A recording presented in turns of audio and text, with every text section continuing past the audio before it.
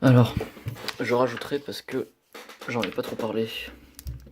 Parce que c'est vrai que tu as vu les fonctions exponentielles et logarithmes. Alors, e de x, c'est une fonction usuelle, comme le logarithme n'est pas rien à connaître. D'ailleurs, il y a les sinus cosinus aussi. Bon, bref.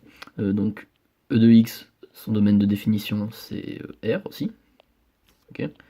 Donc, en fait, je vais écrire. D'accord. Parce que l'exponentielle est définie. J'espère que tu vois à peu près quelle est l'allure de l'exponentielle. C'est-à-dire que sur un graphe, enfin sur un repère plutôt. Ok. Exponentielle, ça a cette allure-là. Okay. Là c'est à peine au-dessus de 0. Là. En gros, la limite en moins l'infini, ça tend vers 0. Mais c'est pas. C'est un peu au-dessus. Hein. Voilà. Ok. Et par contre, le logarithme népérien, lui, son domaine de définition, attention, c'est R plus étoile. C'est-à-dire que. Enfin, tu es censé le savoir. Hein.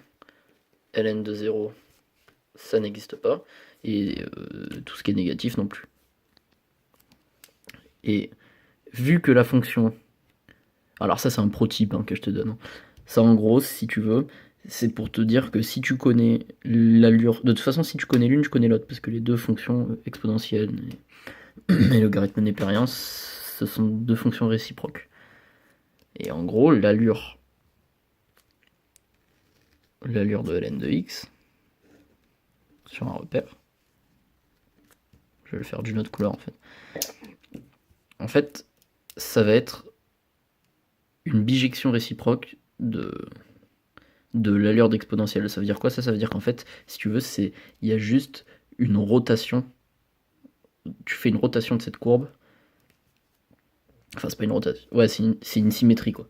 Si tu veux, tu as une symétrie de la première bisectrice. Donc ça te donne ça.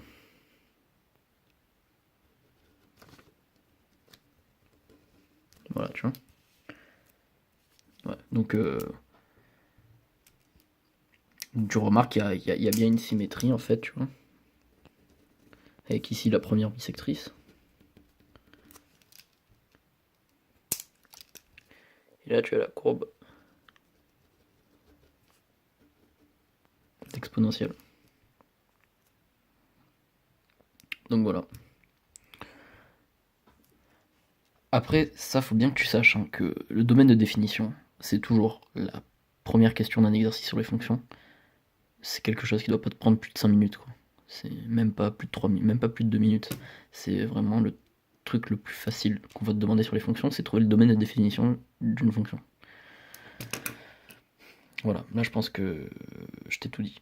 Donc t'oublies pas, ln, tu vois, il n'est pas défini en 0, elle n'est définie que en R plus étoile.